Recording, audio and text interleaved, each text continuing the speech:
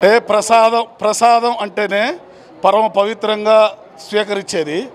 అలాంటిది తిరుపతి ప్రసాదం ఎవరన్నా ఇస్తుంటే కళ్ళకద్దుకొని మనం వెళ్ళకపోయినా సాక్షాత్తు వెంకటేశ్వర స్వామిని మనం దర్శించుకున్నట్టు అంత ఆ గుండెకద్దుకొని తీసుకునే దాన్ని దుర్మార్గమైన గడిచిన ప్రభుత్వం వాళ్ళు ఎంత దారుణం అంటే ఒక పోరంబోకు ఎగ్జిక్యూటివ్ ఆఫీసరు, ఒక సన్నాసి చైర్మన్, వాడు 420 గాడు, వాడిని పెట్టి టీడీడీలో మొత్తం నిధులన్నీ కూడా గోల్మాల్ చేసిన పరిస్థితి.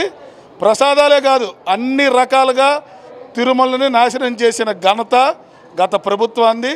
దీన్ని తక్షణం దీని మీద ఎంక్వైరీ చేయాలి. ప్రతి ఒక్కళ్ళు ఎవరైతే దీంట్లో బాధ్యత వహించారో వాళ్ళందరి మీద ఎంత పెద్దవారైనా సరే కఠిన చర్యలు తీసుకోవాల్సిన అవసరం ఈ రాష్ట్ర ప్రభుత్వానికి ఉంది. నేను మీ ద్వారా గౌరవ ముఖ్యమంత్రి గారిని కోరుకునేది ఒకటే, దయచేసి ఎవరిని వదలొద్దు, ప్రతి ఒక్కరిని కఠినంగా శిక్షించాల్సిన అవసరం ఉంది.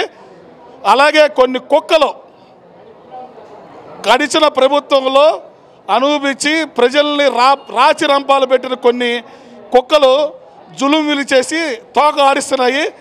బిడ్డ, తోకలు కట్ అవుతాయి, జాగ్రత్త, ఎవరిని వదలం. మా జోలికి వస్తే, దేవాలయ వ్యవస్థ పాడి చేస్తే, ధర్మానికి ఎవరైనా విరుద్ధంగా వస్తే వాళ్ళు అంతు చూసే వరకు కూడా మేము నిద్రపోమని చెప్పి నేను మీ ద్వారా వాళ్ళందరికీ హెచ్చరిక జారీ చేస్తాను. సుబ్బారెడ్డి ఏ రోజన్నా అక్కడ ఉన్నాడండి? అంటే జగన్మోహన్ రెడ్డి ఇలాకాలో సుబ్బారెడ్డి, వెంకటరెడ్డి, ధర్మారెడ్డి, వీరారెడ్డి, మన్మథరెడ్డి వీళ్ళే ఉండాలా? ఎవరు వేరే వాడిని వేయడానికి లేదా? ఇది ఎంత దుర్మార్గమైన చర్య అంటే బాబాయిలు, మేనమావులు, అబ్బాయిలు, కొడుకులు వరుస అయిన వాళ్ళందరినీ వేసి టీడీడీలో నిధులన్నీ కూడా గోల్మాల్ చేసిన పరిస్థితి ఉంది. ఆ లెక్కలు కూడా తీస్తాం. ఖచ్చితంగా దీని అన్నిటికీ జవాబు చెప్పాల్సింది జగన్మోహన్ రెడ్డే. ఇంత అసమర్థ ముఖ్యమంత్రిగా చేసిన వ్యక్తి ఇప్పటి వరకు ఈ 75 సంవత్సరాల్లో ఎవ్వరూ లేననేది ప్రజలకి అర్థమవుతుంది. కాబట్టి ప్రజలందరూ నిశ్చితంగా గమనిస్తున్నారు. నిన్ను వెలేసిన తర్వాత, నీకు 11 సీట్లు ఇచ్చిన తర్వాత సిగ్గు లేకుండా లడ్డు మీద ప్రెస్ మీట్ పెట్టావంటే ఇంతకంటే ఏమన్నా నీచం ఉందా? వరదల గురించి మాట్లాడితే హత్య రాజకీయాలు మాట్లాడతావు, శవ రాజకీయాలు చేస్తావు. నువ్వు చేసిన సహాయమే లేదు. ఒక 60,000 పాల ప్యాకెట్లు, 40,000 వాటర్ బాటిళ్ళు పంచావు. అంతకు మించి నువ్వు వచ్చింది లేదు, పీకింది లేదు. ఏ నాయకుడు ఇక్కడికి వచ్చి వైసీపీ నాయకుడు పనిచేసింది లేదు. ఈ ఏ మొహం పెట్టుకొని మీరు ప్రెస్ మీట్ పెడతారు? దయచేసి ప్రజలంతా ఇది గమనిస్తున్నారు. మీకు తగిన బుద్ధి చెప్పినా కూడా మీకు ఇంకా బుద్ధి రావట్లేదంటే ఆ భగవంతుడే మీకు తగిన శాస్తి చేస్తాడనేది నా ప్రగాఢ విశ్వాసం. నేను మీ ద్వారా మళ్ళీ వైసీపీ వారికి ఒకసారి చెబుతున్నా, మీరు చేసిన తప్పుని ఒప్పుకోండి. ఒప్పుకోకపోతే కాముగా ఉండండి. నోరు పెళ్ళగిలిస్తే నాలిక కోస్తాం. ఇది జరిగి తీరుతుంది. హిందూ సంఘాలన్నీ తీవ్ర ఆగ్రహంగా ఉన్నాయి. దీని మీద డెఫినెట్గా కోర్టుకు వెళ్తాం, ముఖ్యమంత్రి గారిని కలుస్తాం, గవర్నర్ గారిని కలుస్తాం.